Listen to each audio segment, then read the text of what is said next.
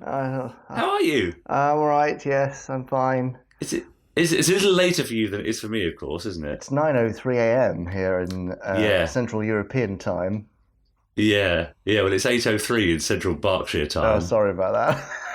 Hence, I'm still in my dressing gown. Again, what are people going to think?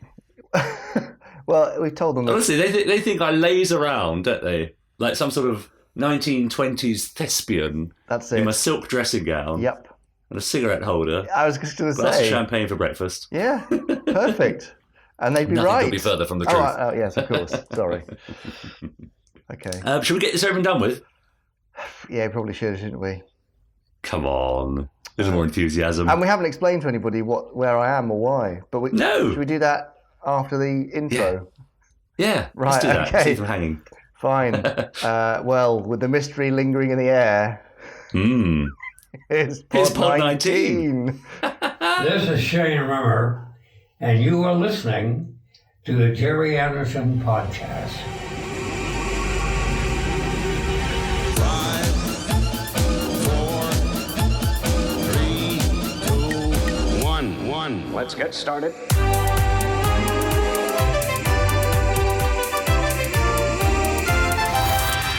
Let's go.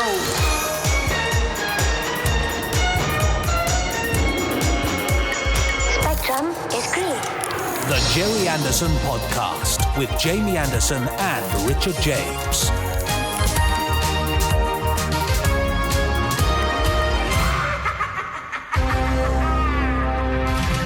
Come on then, Jamie. Let's clear up this mystery. Where on earth are you? I'm in Cannes in the south of France. Oh, you know. And I'm not here for a holiday, I promise. Yeah, oh, come on. Honestly, Governor, I'm not. Really? Yeah. So there's television and film industry is a weird thing, but so there's an event that happens twice a year called MIP, M-I-P, oh, yes. and I can't remember what it stands for. But it's basically all of the broadcasters and the streaming platforms and all the producers from all over the world come together in Cannes and all do kind of meetings and try and set up partnerships and get stuff on the air, etc. So we're here doing that for Firestorm. It's a lovely place for it. Yes, and I certainly shouldn't complain, but it's But you've been stuck in sort of corporate, boring hotel rooms and conference suites, have you? Well, actually, remarkably so far, it's been okay. But that's because the conference really only starts today, and I was here for the sort of pre-meetings over the weekend. So most of them are quite nice and fun. But yes, now most of the day is going to be spent in what is called the bunker, which is the windowless underground. I'd look forward to that then. Yeah, it's not very nice. Anyway, so here I am. But here's a nice bit of symmetry, though, Jamie. Come on, then. So about 25 years ago, while I was making Space Precinct, I remember some of the cast and your dad going to MIPCon for really to try and sell the series back in the day. Yes, indeed. So there you are. Yeah, they would have come to MIPCom and to Kids Screen in Miami as well, I think, which is It's the other kind of main event for kids stuff. Anyway. I'm sure our listeners don't want to know any more details about MIPCom. No, and just so you know, I'm looking out of my window and it's blowy and it's rainy and it's pretty foul out there and it has been all weekend. So, you haven't missed much, is what I'm saying. Thank you, I'm glad to hear I was in Wales. It was terrible. Yeah, I've left the farm behind and it's I know you have. Stormy, floody, rivery, overflowy, nasty. Oh, dear. So, anyway. Yeah. Look, so good. We've done all that and we haven't said who we are. Yeah. Or what we're doing. Okay, well, I think people know by now. You're Jamie Anderson. And you are Richard N. James. Correctamundo. And this is the Gerry Anderson Podcast. This happens just about every week, I think. Well, it has happened every week for a while now. So I don't know where you've been if you've just joined us. This is pod 19. Now, we know that Thunderbird 2 didn't actually have 19 pods, but in our imagination, it does. And we're inside it. Exactly. And, this is what you can expect from this pod. It's much like any other, except with an international flavour this week, I like to think. So we'll be serving snails, garlic bread, little brioche occasionally throughout the show, I should imagine. Absolutely. But a little later on, we have listener emails, of course. We have a fantastic interview with Jamie this week. No, it's not with me. No, it is. No. Yes, it's with Andrew James Spooner, who is a voice actor, an actor, and puppeteer, and most recently served as puppet coordinator on the pilot of Gerry Anderson's Firestorm. So I'll have a nice chat with Andrew about his career, his thoughts on puppetry in general, and a little bit of a sneaky, peeky, tidbitty chat on Firestorm. That's right. Yes, because Firestorm, as we know, is the brand new Gerry Anderson minisode, which is being piloted, or rather shown at the where is it? It's at the MCM Comic Con, Richard. Yeah, it's far too early for all this. That's happening at the end of this week, this coming weekend. Yes, it is. Yes, it is. And I'm sure you'll be telling us a little bit more about that later. We also have, of course, the randomizer from Chris Dale, where he sat down in front of a random episode from the Gerry Anderson universe to give us his review and his thoughts. All of that and much more, of course. Do subscribe to keep up with the latest, and then you'll be notified of any new podcast when it drops. You can subscribe on whichever platform you're listening to, Spotify or YouTube. I said Spotify then, didn't I? I was going to say, interesting leaning on that. I like Spotify, YouTube. Yeah, that's right. iTunes. Like exactly. Stitcher. And don't forget to rate us, review us if you would, please, and share with all your friends so they can hear it too. I think that's all for me for now. Jamie? It is. I've just realised I moved my microphone. You probably couldn't hear me very well then. Oh, that's a boon then, isn't it? So rude. Yeah. Anyway, so all that good stuff, and do the screenshot thing where you take a screenshot of listening to the podcast and post it on social media and do the hashtag Gerry Anderson podcast or whatever. And that's it. We've had a few screenshots actually. While we're on that, we've got Mark Wilson, who sent a podcast of a selfie in his van, I think. Yes. Who said thanks for reading out his listener email. That's 3 now by his reckoning. Well, if you include this, Mark, that's 4, isn't it? But also, I think the best nightmare here. Go on. It is rather, isn't it? Yuhan Solo, he sent a selfie. He said, sorry, I couldn't get a screenshot of me with the podcast, but I really was listening to it whilst underneath a truck messing around with the gearbox. Amazing. And he sent us a picture of him doing just that. So yeah, take a selfie and post it on Twitter so we can all see where you are and what you're doing as you listen. Yeah. Yeah, it's nice to know, isn't it? Yeah. It's nice, yeah. Now, Richard, shall we move swiftly to some Gerry Anderson news, just so that you can say your favourite phrase?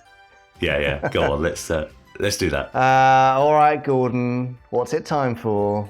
Hi, Gordon Tracy speaking. It's time for the Gerry Anderson news.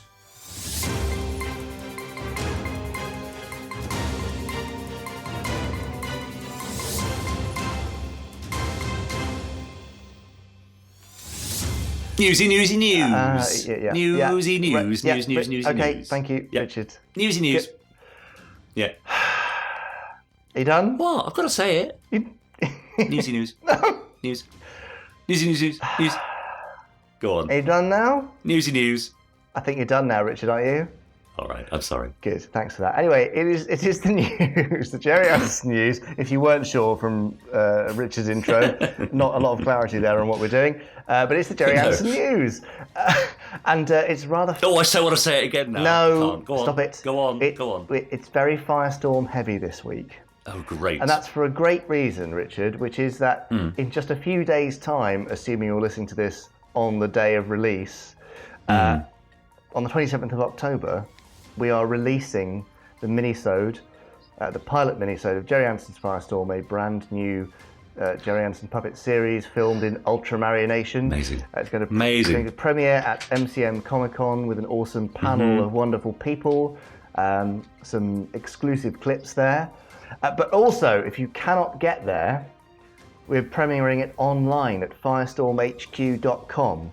And I've had a few people saying, "Oh, well, I can't. 1:40 p.m. I can't watch it. Then I'm going to miss it." Yes. Don't worry, it's going. Doing my hair, visiting my mum. Yes, exactly. I could be doing both of those things. I probably won't be because I'll be at MCM. But no, don't worry. They're going live at that moment, so it'd be great if you could watch it then. Richard, your cat's clambering on me. Yes, I know. I've just seen that. It's all right. She's gone now. You're safe. Oh, amazing. So these things are going live. Yeah. But you'll be able to watch them forever.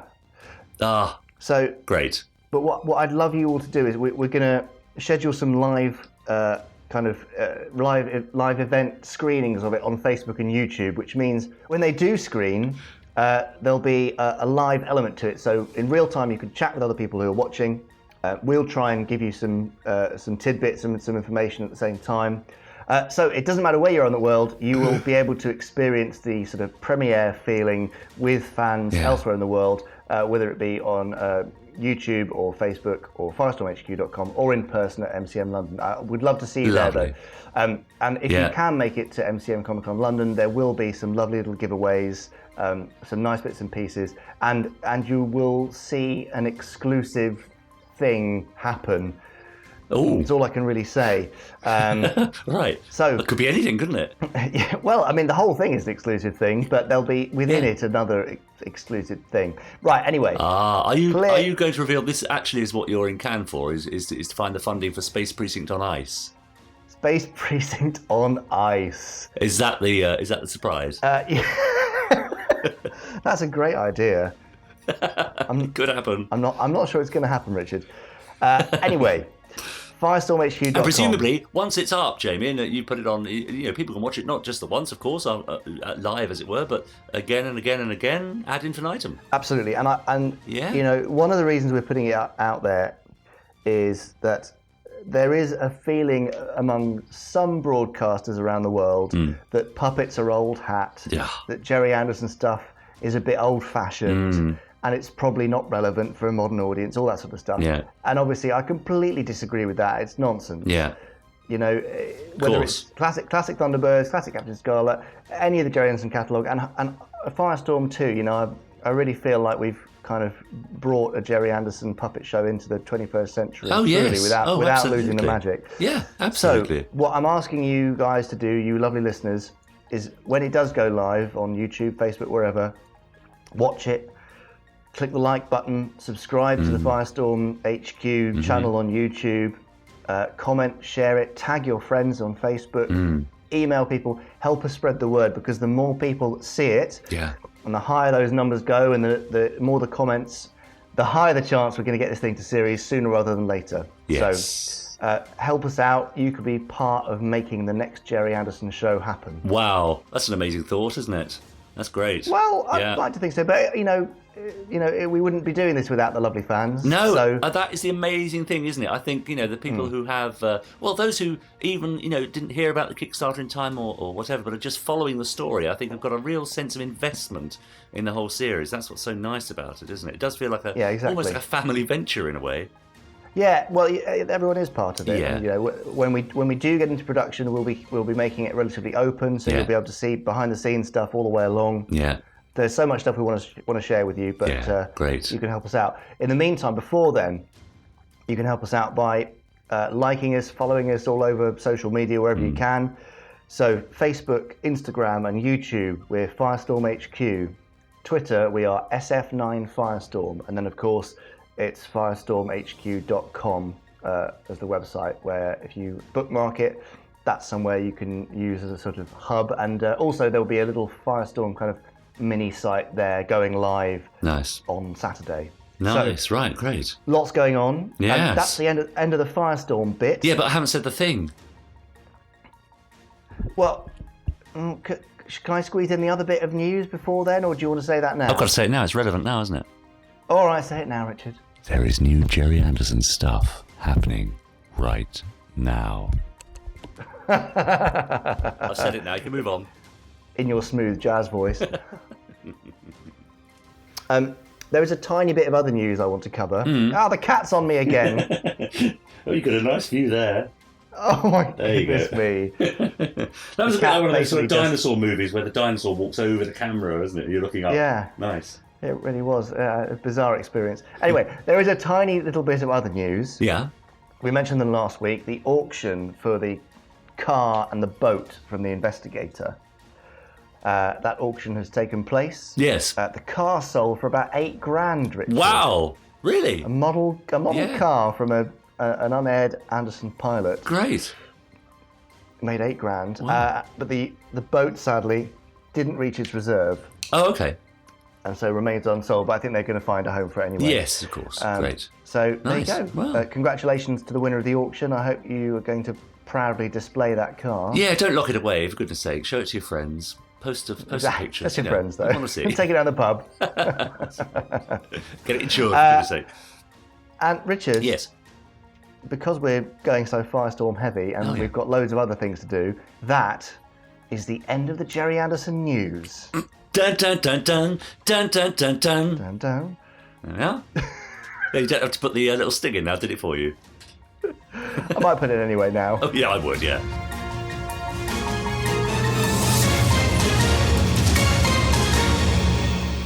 Well, now that's the official end of the news. I thought my ending was much better. It was. I've heard that before. Hey! Absolutely. Whee! Come on. Yes. Anyway, thanks for bearing with us through the news.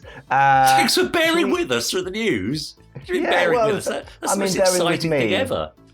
I know, but I realise I'm going on about Firestorm quite a lot. Okay. So, and I will carry on doing it probably for Quite right too. Quite right. Anyway, drop us a line if you have watched or are going to watch the Firestorm minisode whenever you watch this and whenever you listen to this and your thoughts. We'd love to hear from you. Podcast at jerryanderson.co.uk. Yes. And all of these following people did just that. Yes, they did. They did. Podcast at jerryanderson.co.uk. Shall we Yeah. rummage into the post bag for listener emails? I haven't got a post bag to rummage into this week. So. I haven't got a post bag, but I have got a post toolkit. Brilliant. So Want to let's have a rummage? just get this out. Right. Just unlocking that. Oh, there's one for you there, Jamie. There you go. Oh, thank you very much. Yeah. Got it. Yeah. With an attached selfie as well. Well, excellent. not quite a selfie, but a view of where this person is. Oh, yes. Peter Dernan. Peter writes, "Gentlemen, have been waiting for the opportunity to contact you regarding your sterling podcast work." Oh, well, that's kind. It's kind. Yeah. I saved your podcast for my long drive to work on a Monday.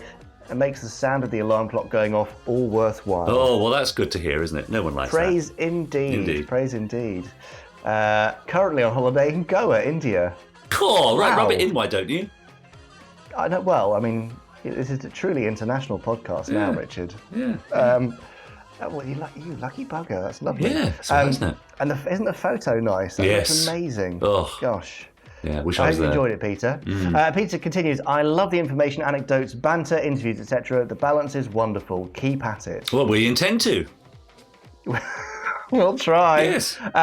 I'm a huge UFO fan. It got me through the recovery of spinal surgery when it was repeated late at night. That must have been on ITV4, maybe? I Right. don't know. Yeah. I'm a Firestorm backer, and I'm sure your dad would be so proud of you continuing and enhancing the legacy. Thank you very much, Peter. Keep on keeping on. Good luck to everyone involved. Very best wishes from Goa. That's from Peter. Well, that's nice. All the way from Goa. What You a thought of nice us. email. Yes. I don't think, if I were listening to a podcast and I was on holiday, I don't think I'd choose that exact moment to send an email to the presenters. I think I'd rather be enjoying my holiday, sitting by the pool, sipping a nice cocktail. Well, that's very good of Peter Isn't to it? take a break from enjoing his holiday to email us. Exactly. So thanks, Peter. Yeah, I've got one here from, actually, let's, there we go. Right, this is from Phil Steer, who also got in touch on Twitter recently, said he very much enjoyed the podcast, especially the conversation with Phil Platt, or Plate, rather. Phil Plate. Yes, he said he's rather late to the party, so he's got a lot of catching up to do, which he sort of enlarges on in his email. He says, "Hi, Jamie and Richard." Oops, that's the... I've just broken my... just broken my toolkit. Anyway. It's all going well, isn't it? Sorry. Do carry on. All for the sake of a bad audio joke. Yeah, as I said terrible. on Twitter, brackets at PhilSteer64, I very much enjoyed Pod 17, though quite how I'm going to find the time to catch up with all those I've missed, I don't know. Well, that's a very good point, but, you really should make time. Anyway, I feel I must tell you about my extremely tenuous link to those Gerry Anderson productions, and it is a worry that I feel I must tell you. From around 1970 to 71, I was at primary school with the sons of David Lane. Kevin, who was in my class, and Neil, who was, I think, in the year below. I did say it was extremely tenuous, he says. I seem to recall being told that some of my friends had seen models from the shows, or perhaps it might even have been the films, at the Lanes home, though sadly I have no recollection myself. So that is extremely tenuous. Tenuous the and times Joe slightly 90, sad. yes, have always been just that little bit more exciting for me, with the legend produced by David Lane. Yes. It's sad, really, that I make anything of this, but I love the show so much, especially, of course, Thunderbirds, that it was good to feel just that little bit closer to it all. Anyway, enough of this. With all best wishes, Phil. Well, that's nice, Cheers, isn't it? Phil. Yeah. I think it's nice when people have got a sort of extra nostalgic link to these shows. Yes. So that's right. It's not too tenuous or sad at all, Phil, and thank you for sharing. Definitely not. I have another one here, Jamie, as well. Oh, that might have been... Oh, no, that's fine. You can do that one. I've got another one, haven't I? Yeah, I would get it out of the email toolbox, but you've broken it's sadly no longer with us. Greetings, the Jamie. emails are all over the floor. Oh, in fact, he says, greetings, Richard, brackets, you're welcome. Thank you very much. And Jamie, this is from Eddie Lucas. Eddie says, firstly, let me say how much I've been enjoying the podcast. Well, of course you can say that, Eddie. No shame in that. I recently discovered it and have been listening to the back catalogue of episodes. I appreciate the structured yet laid-back style. Says Richard, reading it out in his dressing gown. I grew up watching Thunderbirds, Stingray, and later Captain Scarlet and the Mysterons on DVD. My mum made sure my brothers and I got a proper education, quite right too. I found Gerry Anderson's creativity and imagination inspiring and channeled that influence, particularly from Thunderbirds, into a number of my own early projects. I have a confession to make. I actually really enjoy the 2004 live-action Thunderbirds film. Yes, I'm one of those fans. That's great, Eddie. We don't mind that. We say this often. There's something out there for everybody in the Gerry Anderson universe. That's great. And in fact, Eddie goes on to say, I recently made a video defending the film and sharing my own experience and opinion of it. It would be fab if you could both give it a watch sometime. Absolutely will, Eddie. That sounds fascinating. Well, I have watched it, and it is really good. Great, brilliant. You know, a nice and quite balanced analysis, the whole thing. Great, that's very good. In actual fact, working on the video gave me a renewed enthusiasm for all things Thunderbirds, which in turn led me to discovering this podcast, not codcast. Codcast is for the fishermen of the North Sea, of course, goes out once a week. But this is indeed a podcast. Keep up the good work, Eddie Lucas. Thanks, Eddie, so much. That's great. And, cheers, Eddie. We'll put a link to the YouTube video in the show notes. Nice. Really nice. And as you've rediscovered your enthusiasm for all things Thunderbirds, I wondered if you had been watching the Twitch marathon in its various forms over the last week or so. Oh, you may well have done. Yeah, of course. That's great. Thank you, Eddie. Thank you for that. Cheers, Eddie. Richard, I have one more, which I've salvaged from your well done. Email toolbox, or whatever it was. And it's from Pete Kirby. Hello, Pete. Pete says, hi, Jamie and Richard. What? NB, alphabetical order by both first and surname. Yes. So yes, fair enough. At least he's given it some thought. Yes, fair enough. Just a quick note to say how much I'm enjoying the podcast. I grew up with the likes of Thunderbirds, Captain Scarlet, UFO, Space 1999, etc. And your podcast has re-stimulated my interest in these shows. Great. Good. That's one of the many things we hope to achieve from this podcast. Yeah. So that's great. I've been working my way through the new Captain Scarlet series with my 19-year-old son, who's now gone back to uni and has banned me from watching more until he comes back. Lovely. Brilliant. There's the multi-generational thing again, which I love. That's right.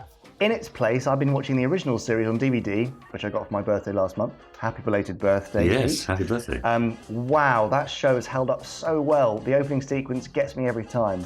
Well, all of these shows hold up pretty well, I think. They're, they've got a real quality, timeless feel to them. Yeah. Anyway, Pete continues.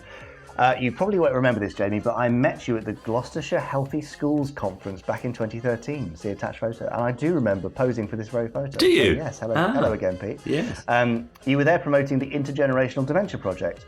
I remember you talked about your dad having a Parker puppet by his bedside in his final days, which is one of the few things he could remember clearly. You have remembered correctly there, Pete. Oh. You signed a Thunderbirds book for me and my mum. Is that right? Yes. You signed a Thunderbirds book for me and Mum. Like you, I also lost my dad in 2012. And when I went to visit my mum in London in the months and years following his passing, we would watch an episode or two. Oh, that's nice. My mum is now in a care home close to us in Gloucestershire and has sadly been diagnosed with Alzheimer's herself. it's put the value of your work with the Alzheimer's Society into sharp focus for me. Thanks for all you do for this great cause. Well, Yeah, Pete, yeah. it's a pleasure. It's something that's very important to Dad, obviously very important to me. Yeah. And I hope things are going all right for you and your mum. Mm. And finally, says Pete, a question.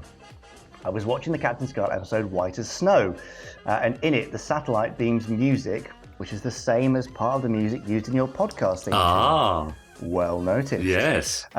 You said in an earlier podcast that you couldn't play music by Barry Gray for copyright reasons. So how have you managed to use it for the theme tune? Yes, good point. Very good point. Similarly, Yeah. Chris Dale's randomizer has Barry Gray music playing in the background. Yeah.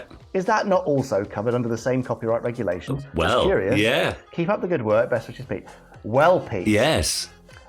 let me tell you, sir, that music copyright is one of the most complicated areas you can possibly imagine. Yeah. It is, I mean, I try to get my head around it all the time, and it's really, really tough. There are two circumstances in which you can use copyrighted music and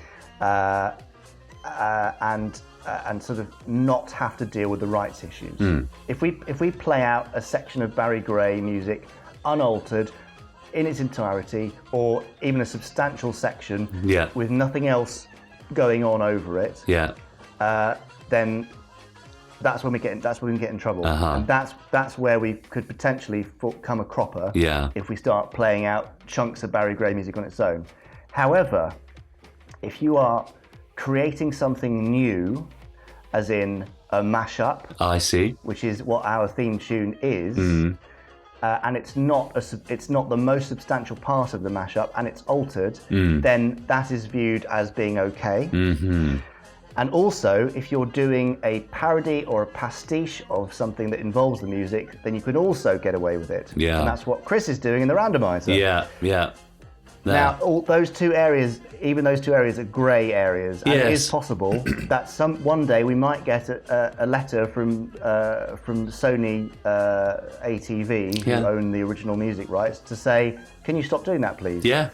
Hopefully they won't do that, but I daren't push it any further. Yeah, that's so there right. you go. There's my slightly boringly in-depth ish chat about why we're doing what we're doing. So we're already pushing it as far as we can. And so that's why you hear bits of Barry Gray, but they're always part of a parody, pastiche, or a mashup. Done. And as you say, I'm sort of relying on a little bit of goodwill, I suppose, and maybe the fact that they may not have heard it, and they wouldn't be bothered if they did. Yeah, I mean, I think we're okay. We're not depriving anybody of music sales by doing this. No. In fact, people might then go looking for the stuff. So that's right. That's good. That's right. Anyway, there you go, Pete. So thanks for your email. Thanks for the attached photo as well. I was wearing quite a snazzy suit that day. Rich, Were you? You know. Would it still fit, do you think, Jamie?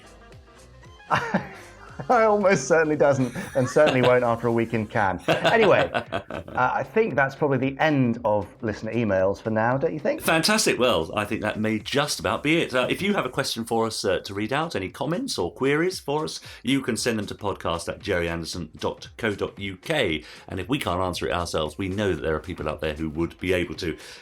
You can also get in touch via Twitter at I'm Jamie Anderson or at Richard N. James. Do hashtag us, hashtag Gerry Anderson Podcast. We'd love to see your selfies. We'd love to see pictures of whatever platform you're listening to. Just take a screenshot of wherever you're listening to us on YouTube or Spotify or whatever it might be. Post that on Twitter to let all your friends know that you're listening. Stephen Watson got in touch via Twitter. He said, "I love this interview." This is with Mike Tucker. He said he found myself in tears. His love and passion for his work and how he found it was a total joy. The talent, passion and diversity of interviewees on the Gerry Anderson Podcast is a constant delight to hear. Well, that's lovely, Stephen. Thank you very much. He also then went on to say, by the way, "I'm curious, Jamie, in pod 16 of the podcast, you referred to your kitten as Diana and a she. This, after telling us in a previous pod that Diana was now Di because he was a male. And now he's a she again. What on earth is going on down at the farm?" Slip of the tongue, I should imagine. Yeah, it is. I just can't get out of the habit of calling Diana she, even though Di is actually a he. I mean, the cat doesn't care. The cat exactly. The cat is unaware of pronouns and all that sort of stuff. No, so indeed. just, let me have my weird mistake. But anyway, the cat is really, really cute. Yeah, very sweet all the cat. cats we've got. Yeah, lovely. Anyway, Richard, Yes. enough cat bants. Yeah, I think Should we talk something else? Yeah, I think it might be time for your interview. Tell us who we've got coming up next. Oh yeah. So I had a nice chat with Andrew James Spooner, In a restaurant? actor, voice actor. No, really? no. We did this over Skype. Okay, fine. Because he's been very busy working on a few other bits and pieces. Yeah. And our chat is split into two parts. We chatted generally about puppetry and his career and all that sort of stuff, and then we did a second little follow-up piece, which is more Firestorm focused. Yeah. So we chat about all sorts of stuff. Hopefully you enjoy it. If not, then do write in. Or listen to some others from previous episodes. Or listen to some previous episodes. Pick one you think you might enjoy. We had a great fun chat. So here he is, Andrew James Spooner. I'm Andrew James Spooner. I'm a actor, puppeteer, mostly puppeteer these days. Started back in the 1990s. My first proper job as a puppeteer was Spitting Image. And after that, I went on to do Muppet Treasure Island, 101 Dalmatians, and lots of things for kind of TV and commercials and stuff over the years. I kind of dabble in voiceovers as well. Not as much, so people might have heard my voice on adverts for sushi recently. That's my claim to fame, sushi adverts. But yeah, I'm mostly known for my puppetry stuff. Excellent. There you go. Well, thank you very much for, having this very professional and well planned out chat with me. Oh, hugely professional. We're on top of this technologically, I can tell you. Yeah, if not content-wise. And also, you forgot to mention famous beard wearer. Yeah, I think that's just because I'm a science fiction fan. I think it's genetic. You just grow a beard. You've got no choice in the matter. You wake up one morning and you've got long hair and a beard. You've become a walking cliche.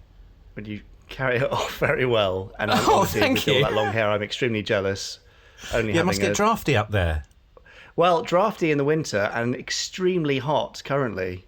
Oh, see, I'm jealous now because it's so hot outside that I die in this weather. Oh well, if it makes you feel any better, I also am, turning into a cherry lollipop gradually as my solar panel gets burned. Anyway, this isn't what we're here to talk about at all. I don't know why we're talking about this. Let's talk more about hair. Yeah, no, that's not. I'll feel terrible and jealous. You're really here because you worked with me on something, which we'll get to later on. Sure.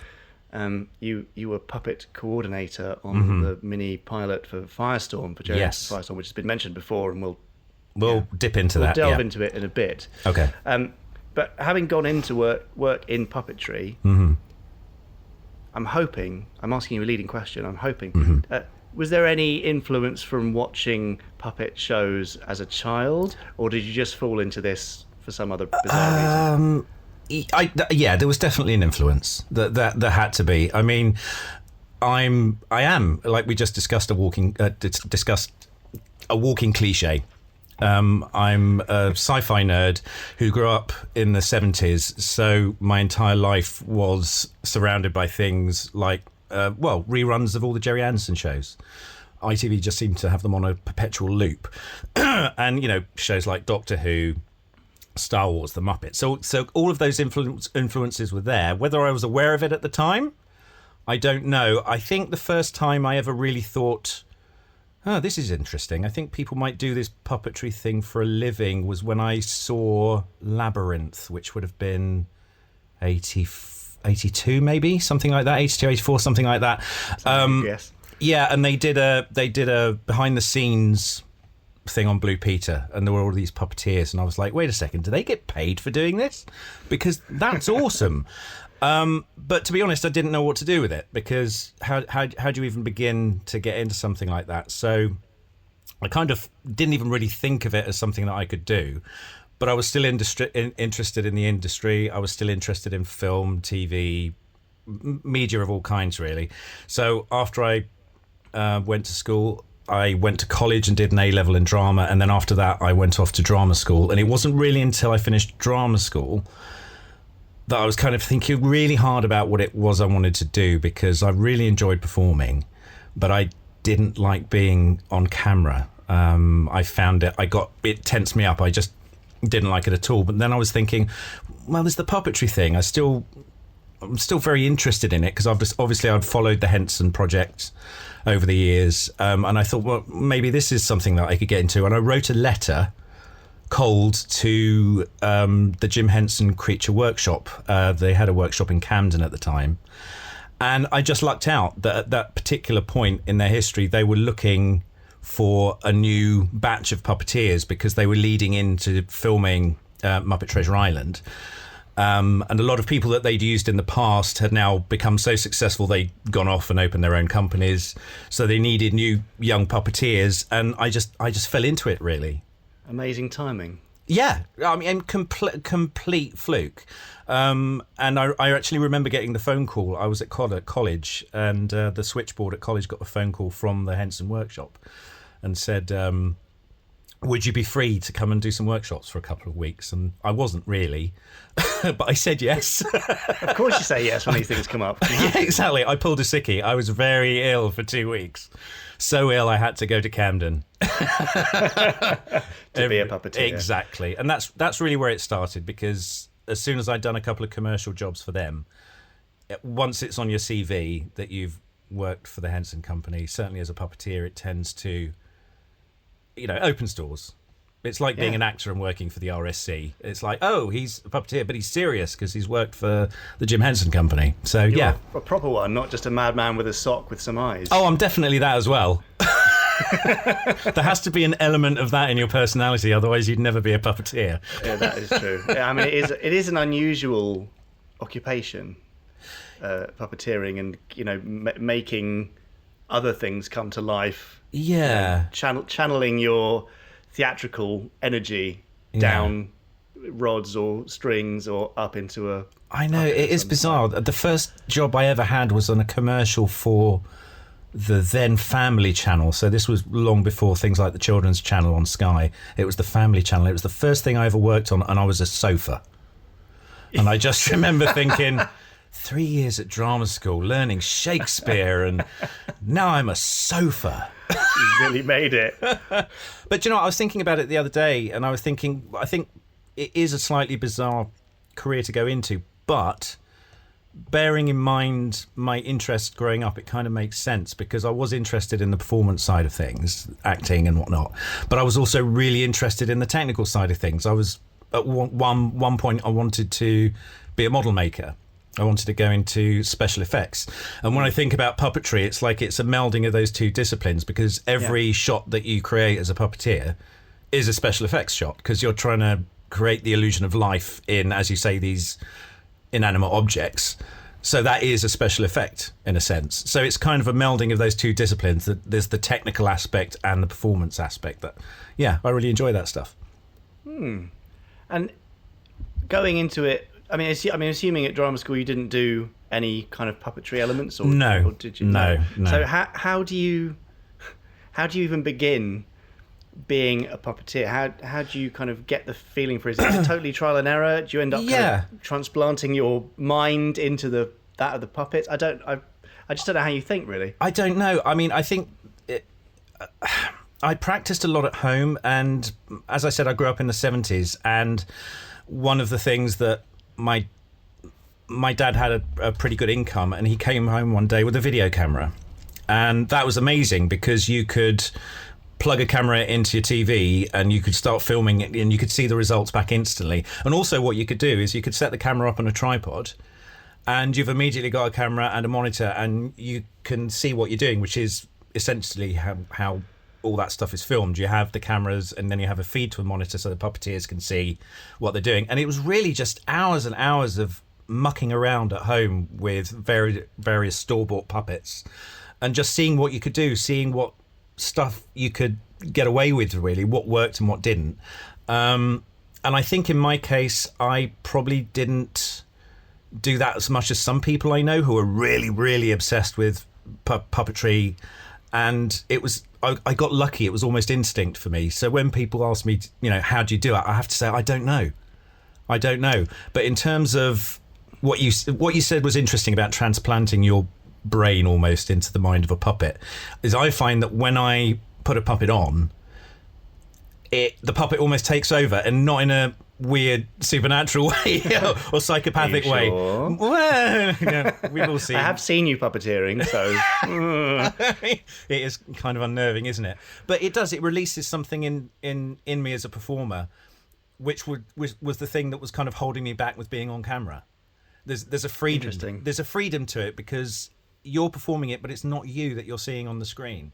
yeah. If that makes sense. So Absolutely, but I think it's weird because it works for you in that way. But one of the most exciting things for me to see is, especially live, is it working for the audience in that way. Right. Yes. As well, that the sort of transplanting of consciousness thing, because we had a bit on the Firestorm shoot where an important man came to the studio, and you guys brought one of the characters to life and gently mocked this important man as the puppet. Oh yes, and there were four of you stood around, Yes. performing this. Yes. And obviously you were doing a voice which was obviously coming out of your face, which was quite a distance from the puppet. But the guy was just staring. I mean, he was completely focused on this, 70 centimetre character stood on the floor. And that's one of the things I really, really love. Obviously, you see it more obviously in live puppetry and theatre puppetry than you do on the telly when everyone's hidden. Yeah. But that's part of the magic, isn't it? Yeah, and it's weird. It kind of when it works like that, it's kind of like the adult is tuning in back to their kind of childhood psyche, because children can do that anyway. I've done it with my two kids. My son Monty is 6, and when I get a puppet out and talk to him, he knows it's Dad. But it also isn't. It's a completely separate character, and yet I'm there, and I'm not a ventriloquist by any definition. So I'm standing there, and my lips are flapping, and it's very, very obviously me that's doing it. But he doesn't care. It's an independent character, and when an adult can tune into that, well, you've kind of won at that point, because then they're reacting to the puppet as though it was a real character. At that point, you've won. You've done your job. And that, and certainly on that project that we were working on, that was what I was aiming for, which was something a bit more naturalistic and less puppety, for want of a better word. People have an idea of what puppety means, and I wanted it to be much smaller than that and much more realistic. And I think we did it. Yeah, absolutely, we must have done. Okay, well, look, I'm going to rewind a bit through your life now. Oh God, okay. For this reacting to puppetry. Well, because you said taking people back to their sort of childlike state of watching puppets. Can you recall, maybe not your first, but certainly your earliest Gerry Anderson puppetry viewing moments? Are you a Thunderbirds kid, or Joe 90, or Thunderbirds? What are your memories of it? I was aware of Thunderbirds. These are very vague memories because obviously it was the 1970s. I don't remember them playing Thunderbirds that often, if I'm really honest. I do remember seeing the movie Thunderbirds A Go on a bank holiday. I do remember watching that. But really my first memories are Stingray. And that's the one that to this day is kind of my go-to, because it was the one that was on all the time, and I just loved the design of Stingray and just the whole concept, because it was almost an inversion of Thunderbirds. It's underwater rather than out in space. And Joe 90 was the other one that I got a bit obsessed by, because I couldn't quite grab the concept behind it, that he would get into this weird machine, and it's been a long time since I've watched it. He would get into the chair, the thing would spin around. Yeah, the big and rat. Then is that what it's called? Big rat. And then he essentially became somebody else, or he had the skills of somebody else. Yeah, exactly. It's almost like the Matrix stole it years later, isn't it? Well, it's been that concept has been reused quite a few times. Joss Whedon's Dollhouse. Oh yeah. Very, very similar. Yeah. I think Ben 10 probably shares some genetic material with it too. Right, okay. Yeah, it's a good concept. But Stingray was the one for me. Anything can happen in the next half hour. Yes, happy memories of that. Oh, God, yeah. When watching that or looking back, was there any kind of conscious awareness of the fact that it was puppets? Do you know what? No. I think the thing that appealed to me as a boy very obviously was the vehicles and the science fiction element and the explosions and all that stuff. And that's the stuff that I kind of zeroed in on, even with Thunderbirds. And it isn't really until later on that you start really becoming aware that it's puppetry and it's marionettes. And it's funny that you should mention it, because there's been a few conversations that I've had recently based on there was a book I was reading and I can't remember the name of it. I'll try and dig it out, and they're talking about, you know, puppet shows, kids puppet shows that we grew up with, and invariably they seem to miss out Thunderbirds, they seem to miss out Stingray, because interesting. I know exactly, right. And I'm wondering if that's because it's married. I don't know. I mean, I think it's because, well, your dad, from what I know, always wanted to work with actors rather than puppets anyway. So the fact that it was puppets was almost incidental. It wasn't built around the fact that it was puppets. It just happened to have puppets in it. Yeah. If you see what I mean. If anything, he was trying to avoid the puppetry being an aspect of it. It was trying to make it into something filmic and much bigger than much puppetry more traditionally allowed or was traditionally built around. Exactly. And I think that's because that's what the focus was. That's why, I mean, stuff like the Muppets is very obviously built around the fact that it's puppets, whereas the Gerry Anderson shows aren't. They're built around the fact that they're high concept science fiction adventure stories wrapped up in half an hour that just happen to have puppets in. And certainly, I mean, the big Gerry Anderson show that I really liked when I was older was Space 1999, and at that point he's gone beyond puppetry completely, and he's pretty much doing what he wanted to do, I guess, and that still stands up really well, that show. It's brilliant. Yeah, but again, epic. Yeah, absolutely. Those sets were huge. Yeah, they were. big stars and, yes, interplanetary, intergalactic stories. And, yeah, all the stuff that you associate with Anderson-ness. Absolutely. But then, so in those big sci-fi landscapes of shows like Stingray, do you think that then the puppets have any kind of benefit of giving you a different access point, or somehow making the world almost more believable because it's not humans plonked in, I see what you mean. A plywood and plastic kit bashed universe. Yes, but because the whole thing is handmade, including the characters. I just wonder if that. I think it does help. There's no jarring element that kind of takes you out of the reality of the show. Each show has its own internal logic and its own, very, very specifically designed universe. So yeah, it doesn't quite. It's funny you should mention that, because I remember going to see Avatar and thinking that all the stuff on Pandora with the aliens looked great, but suddenly when there was a human in it, it felt jarring because they felt superimposed. They felt dropped into this entirely created universe. And I think you're right. I think because they're puppets, it almost makes it more believable. And also, I guess, I don't know, but maybe you can get away with more because they're puppets in terms of the action and violence, maybe, because it's puppets. Yeah, you can do things that would be maybe a little bit too intense for kids to watch if it was real people. Well, yeah, Captain Scarlet. I mean, dead puppets bleeding, drowning. I mean, horrible things happen to them. Yeah. So maybe it does mean you can get away with more. I don't know. I'm scarred for life because of that. Well, it doesn't seem to have done you any permanent harm. No. So you did see Scarlet then as well? Yeah, not as much. I don't know whether that was just because it wasn't being repeated as much, but I definitely saw it. But Stingray was the one for me. Yeah, okay. And since you went into the Henson world, which is a very different form of puppetry, although I think they're all so connected by performance translated into an animate object. It doesn't matter what the method of translation is. Yeah.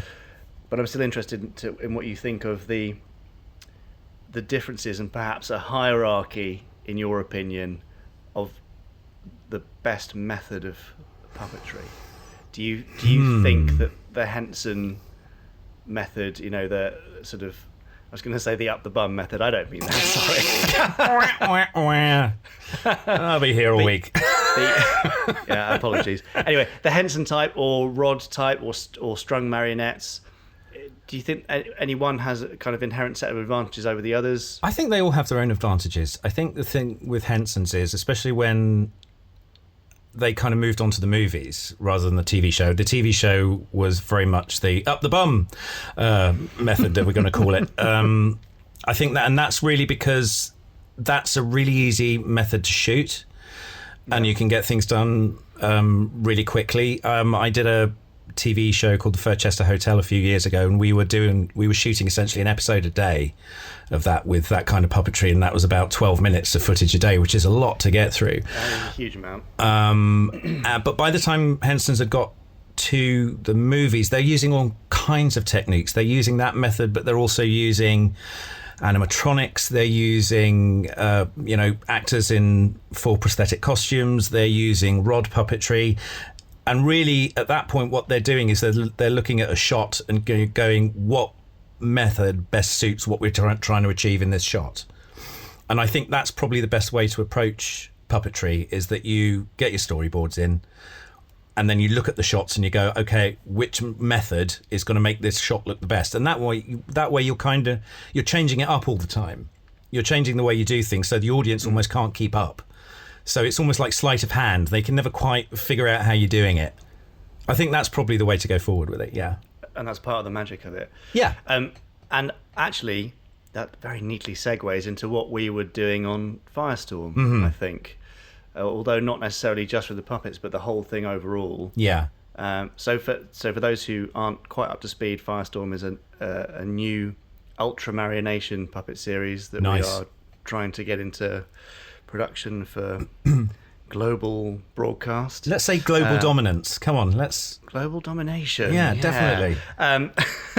It's all practical, pretty much. It's real sets, real explosions, puppets, obviously, and it's kind of like a cross between Thunderbirds and Scarlet in terms of its tone and look and color and all that kind of stuff. And we're using a lot of different practical techniques. So I met you, Andrew, through... God, who was it who introduced us? Do you know what? I can't remember now. Another puppeteer who was too busy, essentially. And and basically Firestorm has been one of the biggest R&D exercises of all time. Yes. Trying to work out how exactly to do this, what tricks to use, what practical techniques to use, what digital enhancements to use. Those puppets are primarily rod driven, with animatronic faces. I know you've already said this to me, how I just threw you in at the deep end, but I would love you to just give me a kind of overview of how those puppets ended up working and how they ended up working well, but also the challenges of just being thrown in and saying, here are some ready-made puppets, good luck. Go do it. Do you know what? That's often, and I think I might have said this to you in the past, that's often, I quite like it when people do that, when they just throw you in, because you've got no choice but to problem solve. Yes, you've just got to do it. And if you've got a lot of time to do a lot of R&D, there can be a lot of faffing around and not really making decisions. With Firestorm, we were in the position where it's like, well, we're shooting now, so we've got to make this work somehow. Yeah, primarily they were rod puppets with animatronic faces. So what you've got is rods on the legs, on the arms, coming out of the back to stabilize the body, another rod coming out the back which controls the roll and the tilt of the head, and then you've got another puppeteer with a radio control unit who's operating the eyes left and right, a blink, and then the various mouth shapes. So really the challenge in that kind of job is you've got maybe 3 puppeteers on the body at any one time, and then you've got the other puppeteer on the face, and it's about creating a cohesive performance that doesn't look like the puppet's just gone mental and arms and legs everywhere, which is why it did happen occasionally. I haven't seen those outtakes yet. I should see those. But because the lead-in time to this was virtually nothing. It was literally, you're on it, I'll see you next week. So when it came to putting the team together of puppeteers, I went for a group that I'd already worked with on a show called Newsoids for ITV, because we'd all worked together, and so we didn't need to spend a week just getting to know each other and getting to know each other's rhythms and how we work. We could just literally just run in, and I could not throw the puppet at them, that's disrespectful, but hand the puppet over graciously and say, right, this is what we need to do. And Steve Begg, the director, kind of came up to me on the first day and said, I've got no idea what to do with puppets. I've never done this before. And actually that's great, because it means he's got no preconceived ideas, and there's stuff that we can experiment with, and we did. And yes, a lot of the R&D was essentially just trying to figure out, right, you don't want to be having to go in and remove the puppeteers digitally with every shot, because it's time consuming, it costs a lot of money. So what we always try and do is find positions where we can attach the rods and hide the puppeteers where you can't see any of that stuff in the shot. So essentially you've shot it, and that's exactly how it's going to be seen when it's broadcast. But that takes time. But having said that, they performed brilliantly, these puppets, and I don't think, we had a couple of moments where, you know, one of them would start blinking uncontrollably and we weren't quite sure why. We had a few moments like that, but for the most part they performed brilliantly, and we kind of sped through it. I was kind of surprised how fast we got through some of the shots, but again, that's testament to the way the puppets were built, because they look beautiful, and they look really good in close-up as well. And also amazingly so, the team of puppeteers, because we all knew each other, we were able to get things done fairly quickly and fairly efficiently, and there were no arguments, which is great. No, there weren't any, were there? No, other than none. me keeping you waiting up in the puppet suite for hours and hours. We're used to that. Yeah. We're used to that. It was a good experience, but it was really interesting watching you guys with a sort of non-verbal shorthand going on. You know, you try things, and then there'd just be a little look, or somebody would be trying something in between takes, and everyone's paying attention and going, "Oh, I see what they're doing there." Yes.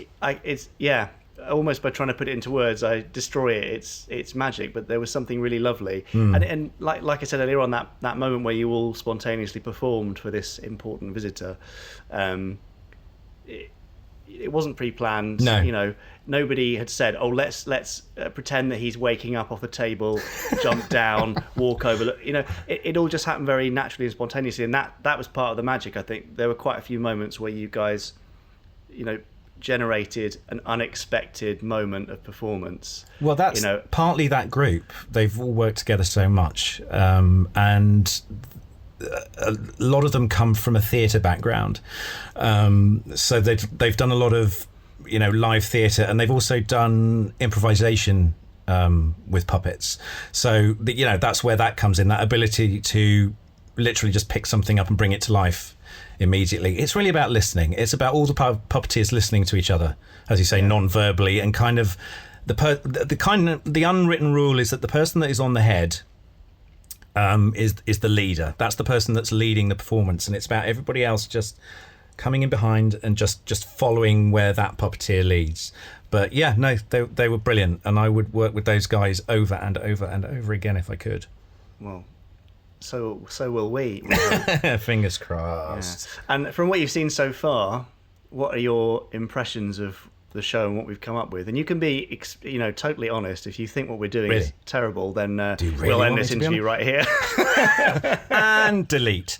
Look, I'm a puppeteer, so there are always going to be those little moments that I watch and go, "Oh, why did I do that?" It's like being critical of your own acting performance. But having said that, I've only seen the trailer so far. I've not seen the full episode. How long does that run, actually?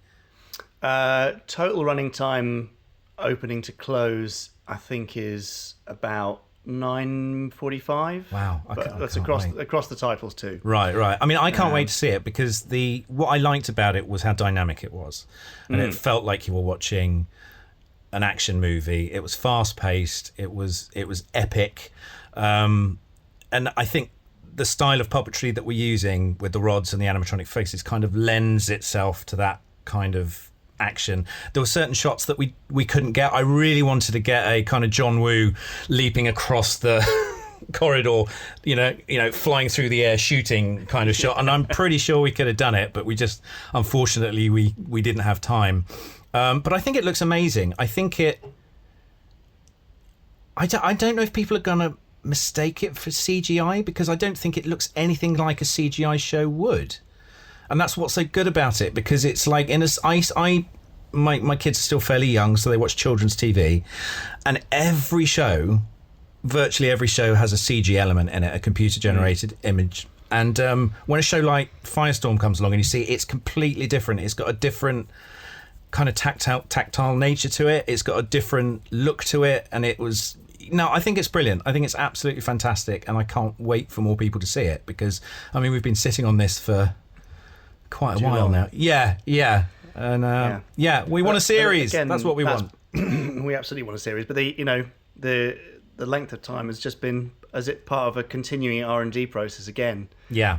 Finding out what works in terms of even like the speed of editing and the types of shots that we've chosen, and little bits of post-production which maybe improve things without taking away from the puppetry, or enhance the model shots. So it's been really interesting. But I can't wait for people to see it either. No, You'll see it there's all kinds of R&D stuff. It's like, I think if we ever went when we go to a series, I'm not going to say if, when we go to a series, use the W word. You've got to, the one thing would be, we've got to make the puppets lighter, because they weighed an absolute ton, and one of our puppeteers, Emily, on a particular day was really struggling, because bizarrely it's not the shots where the puppets are running around and doing the action sequences that hurt you as a puppeteer. It's the stuff when they're standing still and you're locked into one position, and she was pretty much locked into one position for an entire afternoon. I think we pretty much killed her. She recovered. Yeah, she's still not talking to me, but that's probably for another reason. Nothing personal, of course. Anyway, so hopefully people will see more of that soon. If they want to look up more, you can look up gerryanderson.co.uk/Firestorm, obviously. Very nice. And if you really want to see it, then you should definitely email your broadcaster of choice, wherever you are in the world, and say, have you seen this? I want to see this. Honestly, it does make a difference. It's so weird. Wow, really? Yeah, but cool. A bit of feeling from a broadcaster that an audience wants to see a particular thing, and Firestorm is not the norm. Puppetry and all practical stuff is not most of what you see now, but that's one of the reasons I think it'll work. Yes, definitely. And what have you been up to since, Andrew? What's been keeping you busy? I've seen you've been working with the lovely Dirk Maggs. Yes, no, that was pretty much a dream come true for me, to be honest. Dirk is somebody who I've been aware of since I was a teenager. I think, what did he do? He did a Judge Dredd production that went out on Radio 1, and I remember buying the cassettes and just wearing them out. And I've always been interested in radio and audio, and he's a Muppet fan, so we kind of connected on Facebook, and the next thing you know, I'm in Alien Sea of Sorrows for Audible, which was fantastic, as Silent Dave. Yes, Silent Dave in a radio production. I'm aware of the irony. Brilliant. And I've just done another one, which I'm very pleased about as well, because it's Terry Pratchett, and I'm such a Pratchett fan. And that's Unseen Academicals, and that is coming out on Audible at the end of July, I believe. But that's all I can say about that. I can't say anything else. Don't give away any secrets. And if people want to find out more about you, where can they find you on the internet? Well, if they're weird enough and want to, there's my website, which is www.andrewjamesspooner.com. That's easy. I try and update it. I should probably update it now. It's getting a bit dusty. But I'm mostly active on Twitter, and I'm on there as @TheOnlySpoon. The Only Spoon. Yes, excellent. I was very pleased when I got hold of that tag. Yes. Perfect. Fantastic. Well, we've covered everything I wanted to cover. Fantastic. Including the beard and Dirk Maggs and Firestorm and all that. Is there anything you'd like to sign off with before I get rid of you? I'm going to echo what you said. Get out there and advertise Firestorm. If you want to see it, make some noise, because that kind of groundswell of support, they can't ignore it, can they? And I think we do have something very special, and not wanting to toot my own horn or anything, but I think some of the puppetry in it was amazing, and I think we've got the potential to do something that hasn't been done on this scale before, this style of puppetry anyway. And I think, I know, go out there, shout to the skies that we all want to see Firestorm.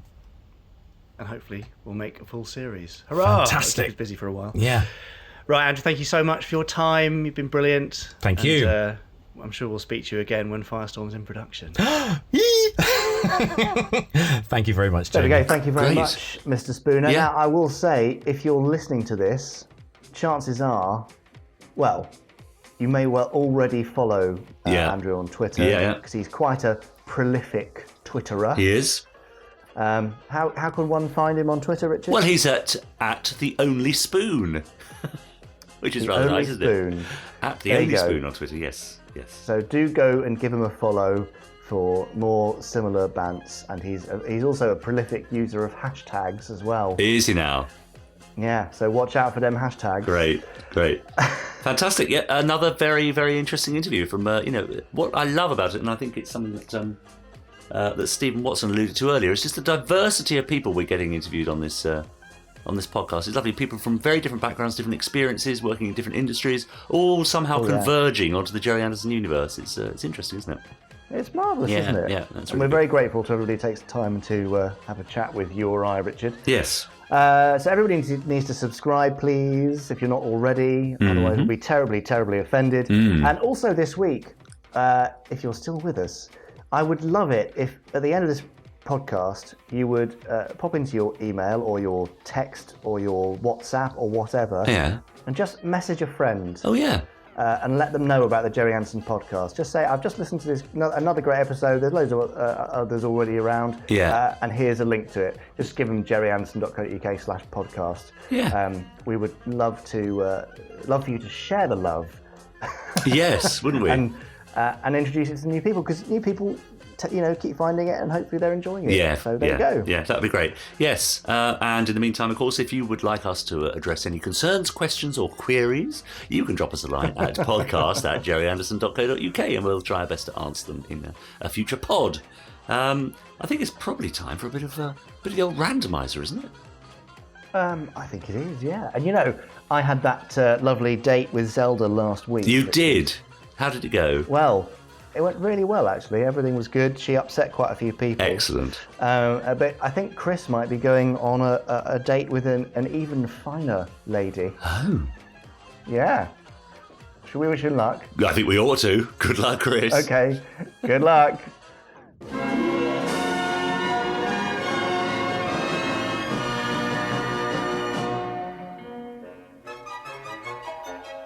Well, it was very nice of you to invite me to tea, Lady Penelope. Think nothing of it, dear boy. And of course that means you'll be getting to press the big red button on the randomizer today. It's all ready to go, so if you'd just like to... What are you doing? That's enough of that for the time being. I feel I would be failing in my duties as hostess if I didn't tell you that in my home, everything stops for tea. Well, no. Firstly, I don't even drink tea. And secondly, I literally came here just to do this, okay? So you turning the randomizer off kind of defeats the point. What's this? Oh dear. That would be thirdly, that if the randomizer doesn't get to make a selection, the atomic reactor inside starts to overheat. We've got to act fast! Well, what are we waiting for? Alert Thunderbird 1. Thunderbird 2. No, it's too late for that. No, Penelope, there's only one way to stop it from exploding now. Oh, you've got to let me in on it. Sure. I'll just turn it back on first.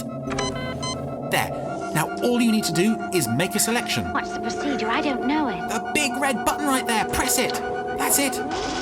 Whew. Well, that could have been a major atomic disaster. Oh dear. How inconvenient. You are so gullible. Okay, let's see what we... Well, we seem to be continuing the randomizer's greatest hits theme at the moment. We've had Torchy, we've had Joe 90, and now we're back to Scotland yet again to face the Mysterons. Here's new Captain Scarlet, Trap for a Rhino. Come along, my poor darling. Get off. So here we are on pod 19. This is our 18th spin on the randomizer. And it's dawned on me recently that I could be doing this for the next 10 years. There's enough, I can't remember exactly how many episodes, it's like 520 something left to sit through.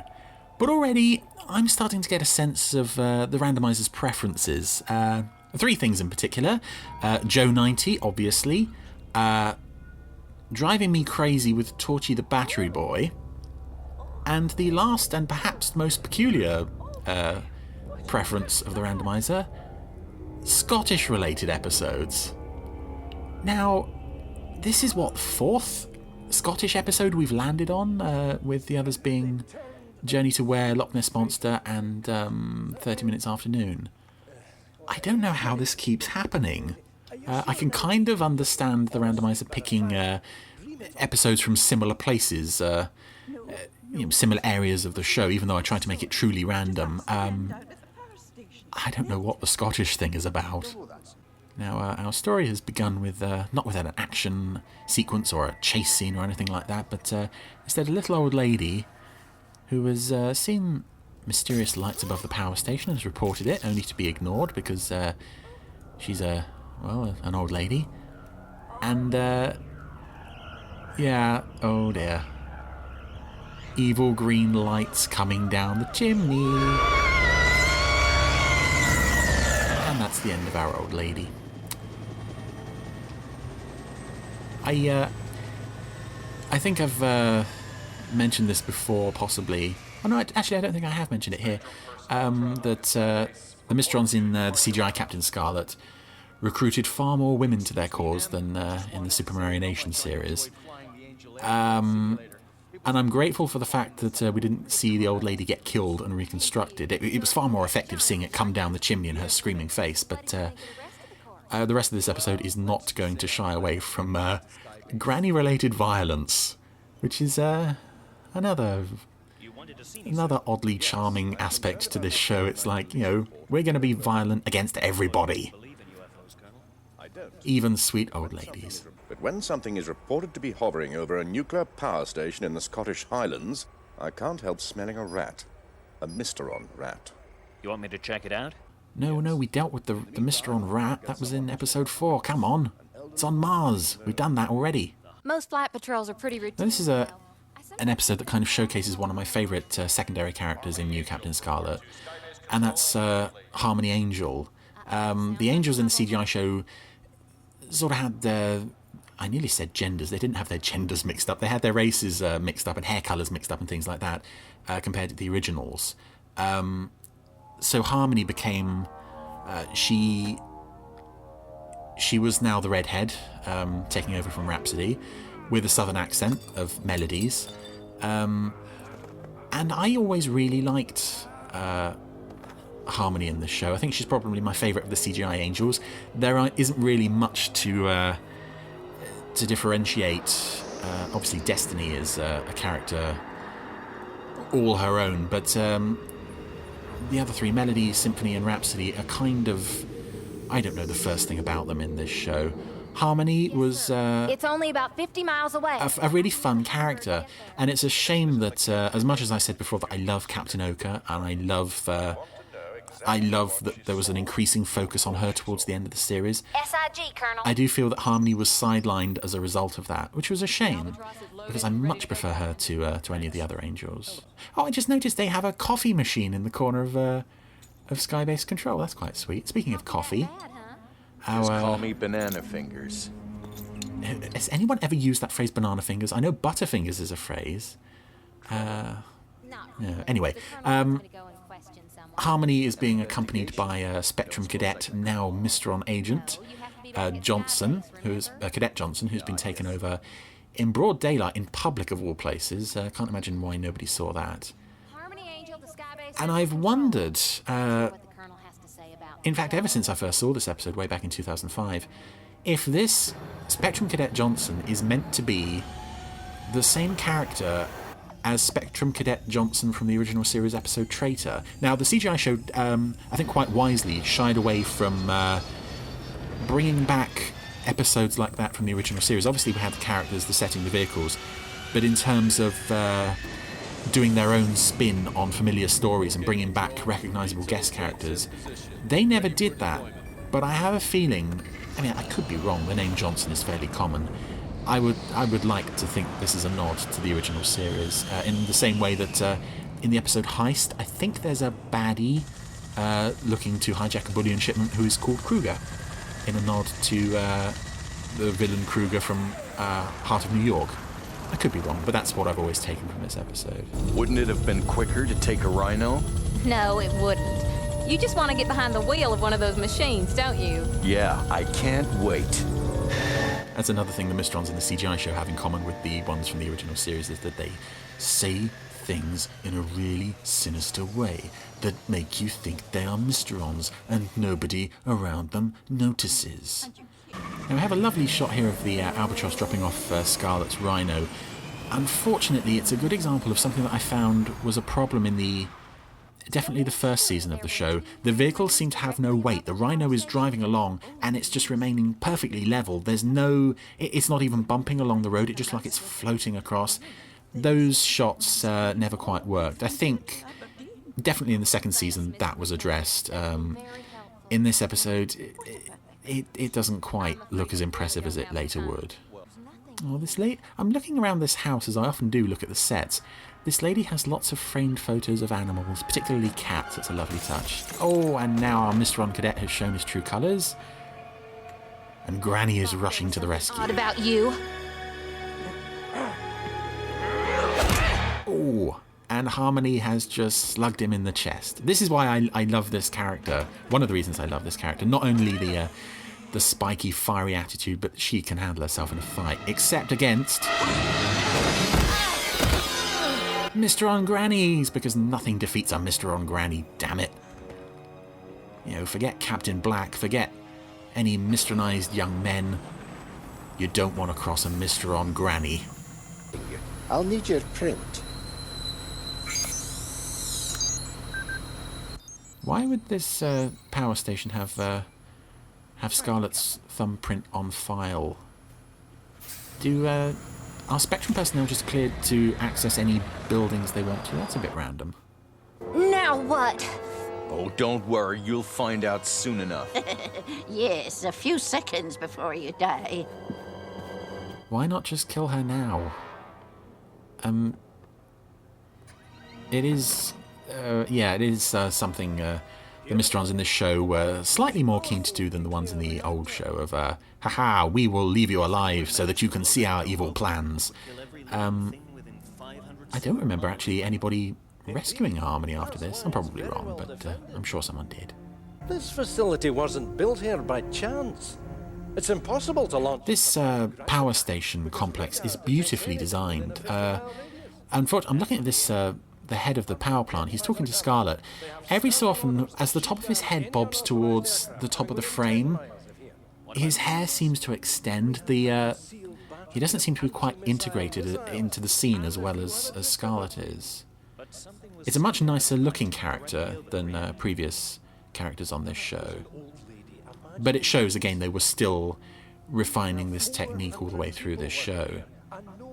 And quite right too. I think the show started out very impressive for the budget they must have had and for the limited resources they were working with, and very quickly built to some really spectacular things in the second season, and this is kind of a halfway between those two. Soon this whole place will be crawling with Spectrum Special Forces. Ah, yes. Well, we don't want that, do we? So... No, this is the first season. Spectrum don't do anything in force yet. They send out one person, and that one person is already at the power plant. Go ahead. Kill me. No, that would be too easy for you. What I have in mind will be much more painful. What do you want me to do? Tell your people that you're following up a new lead. Say you'll report back in an hour. Why not just Mysteronize her? I don't want you to Mysteronize her, but that would make so much more sense. This whole, that would make it too easy for you. It's like, you're not making it easy on yourselves, guys. Your fiendish plans are... Lieutenant Green has a bald spot. Hey, that's probably another hair-related glitch on the model, but she had a massive bald spot on the back of her head there. It's very strange. And again, this area will be crawling with Spectrum forces. They've only sent out Destiny. None of the other angels are with her at all. And it's something that isn't just unique to this show. It's with the puppet show as well. They have all these people, and they always send like 1-2 people tops. It's quite charming in a way, but impractical if you look at it seriously. I'm sorry. I didn't mean to frighten you, but I'm looking for my colleagues, the ones who visited you.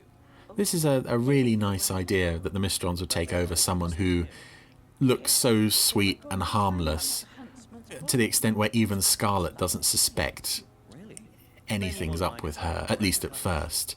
And I do like Wayne Forrester's performance of Scarlet throughout this show, but I like this scene here where he's sort of, nice and reassuring. He's maybe aware that something's up, but he's also prepared to accept her at face value, that she is just a strange old lady.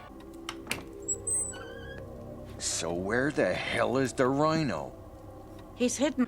Now this Cadet Johnson, from this point on, becomes freakier and freakier looking, to the extent that by the time he's seized control of the Rhino, spoiler alert, he looks absolutely insane. He's like a demon, which I think is really nice. It probably wasn't intentional, but he just looks really angry, and you have that Jeremy Hitchens sort of clenched teeth, frustrated voice to go with it. Is a really mad character in the end. Now, something I love about this episode is the idea of the Mysterons taking over an old lady who, in theory, looks so sweet and innocent, and now is like trying to crush Scarlet's throat with her stick.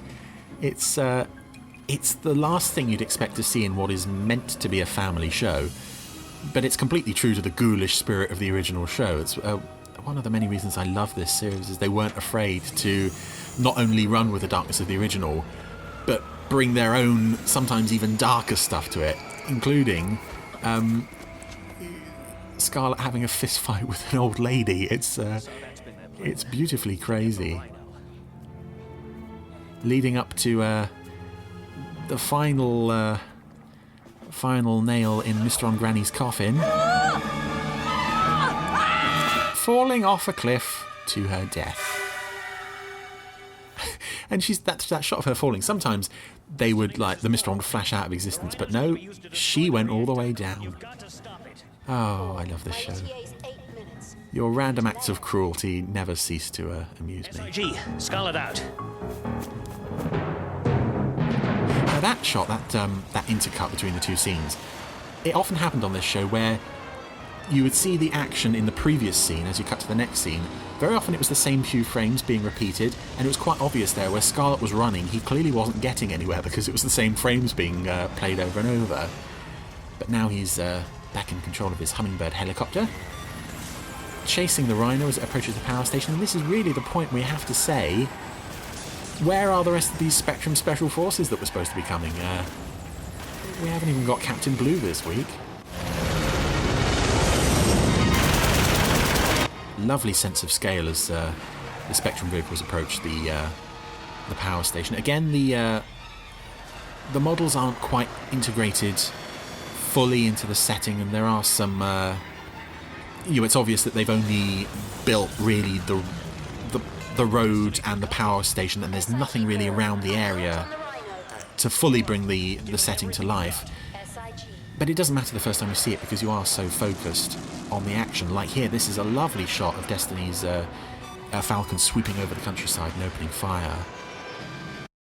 Some really impressive explosions actually here. I remember the explosions in the CGI show weren't always 100%, but most of these so far are really good. Of collateral damage. SIG, Paul, it's down to you now. Oh, come on, when have Spectrum ever been worried about collateral damage? That's what you're there for. It's nice to see as well that this power station, they're not just going to say, oh, nothing can get in here and then leave it at that. There are enough defences around here that you can see they're really prepared to back up that claim. And it also shows how powerful the Rhino is, that nothing is going to stop this thing. And again, there's a glorious shot of Cadet Johnson there looking absolutely insane. There's some really serious eyebrow work going on there. He just looks so evil. Maybe slightly too evil. The eyebrows, the green eyes, and the huge, almost shark-like sneer might be overselling the point a little, but it's memorable, if nothing else. Oh, I'm really enjoying this episode so far. Oh, and here we go. Scarlet is doing a suicide run on the Rhino. Last way to stop it, but the cadet is still going through, and they're both shooting at each other. Oh. And it's one of the few times, actually, where we see that Scarlet is prepared to put his indestructibility to the test. He very rarely died in this show. And he hasn't died this time, although he's possibly received fatal injuries, but he has at least saved the day. And now I'm just basking in the gloriousness of that chase. That was such an impressive sequence, and I can't think of anything really that could spoil this moment. Okay, Destiny's here, but you know, even she can't top how awesome that was. Am I in heaven? No, Paul. You're here, in my arms. That's what I mean.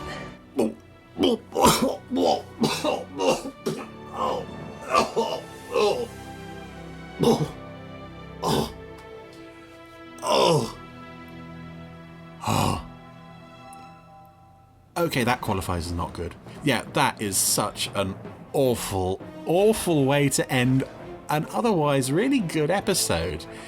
And this show did that occasionally. I wish they had sort of, not only the Scarlet Destiny thing, which I think never worked, but some of their dialogue was just terrible, and that was a prime example. Otherwise, another really good, top-notch episode of New Captain Scarlet. Loved it then, always will. Oh! Oh dear. Oh, I don't feel well. Oh God. That is just... Wow. Oh dear. Chris. Wow. Well done. I mean, yeah. It was great up until those last couple of lines, but yeah, that is definitely was a little kind of fault in the Scarlet writing, Scarlet dialogue. Yeah. I don't know whether that kind of not a good fit. You don't think? A little bit of sentimentality. Yeah, I mean, I actually found the same sort of. Well, actually, feeling a bit indigestion here after all that retching. I actually felt similarly about a lot of the Haldane and Castle lines in Space Precinct. Yeah. You know, trying to kind of force that character romance. Yeah. Is really tough, and I'm with Chris there. I've found it pretty tough going. Yeah, perhaps if they'd handled it a little more sort of organically, as they say, you know, rather than interesting, isn't it? Like you can say a lot by not actually saying anything. You know what I mean? Yes. Especially when you've got the lovely kind of the motion capture of New Captain Scarlet. Yeah. So much could have been done with a look. Yeah. I think. I'll tell you what I've always struggled with Captain Scarlet, in both its iterations, actually, is his name. What, as in Captain Scarlet? No. Paul Metcalf. Yeah, that's not a hero's name. Yes, it is. Is it? Why not? Well, we go from like Scott and Virgil and, you know, Paul. Well, would you normally say that Gordon is a hero name? I'm sure there are Gordons out there who might say it is. Of course there are. Well, I'm just saying, I've always struggled with the hero of the series, anti-hero I suppose he is in a way, being called Paul. That's what I'm saying. Fair enough. You know, he might as well be called Timothy or something. Ken or, you know. You're busy offending all of our listeners called Brian, Tim and Ken now. And I know lots of them, and actually there's nothing wrong with those names. I'm just saying, you know, Paul. I think you should leave your preconceptions and prejudices at the door about names, Richard. Anyway, I am getting myself into an awful lot of trouble, aren't I? You absolutely are. Yeah. That's fine. We'll play it out anyway. So, thanks, Chris. Do watch NCS, and also don't forget you can pick up the Blu-ray and the soundtrack audio. And of course, next month we've got Space Precinct coming out. Yes, yes, we have. So lots of stuff you can be watching at home. Yeah.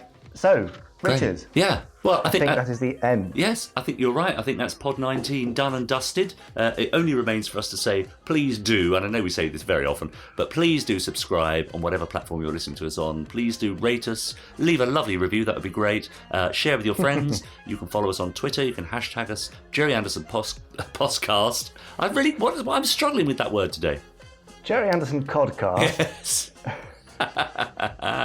And of course you can get in touch with us, podcast@gerryanderson.co.uk, and we'll do our best to read out your emails. And that's it for another week.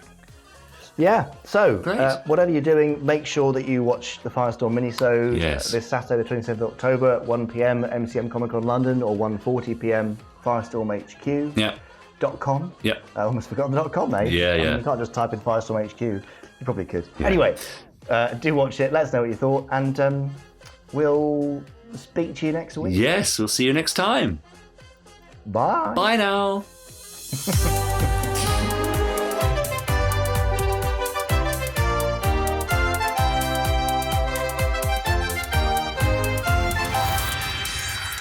Stage 1 complete. Let's go.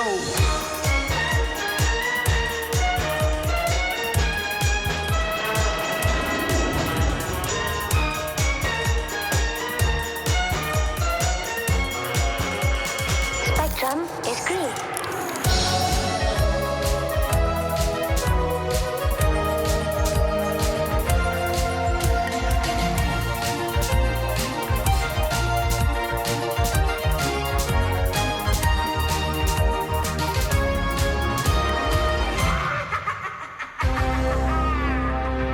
Oh, look, but I'm actually really quite worried about this. In my toolkit, that's lasted for years, and the whole hinge thing, the mechanism's broken. I think I was a little bit too rough with it trying to get the emails out.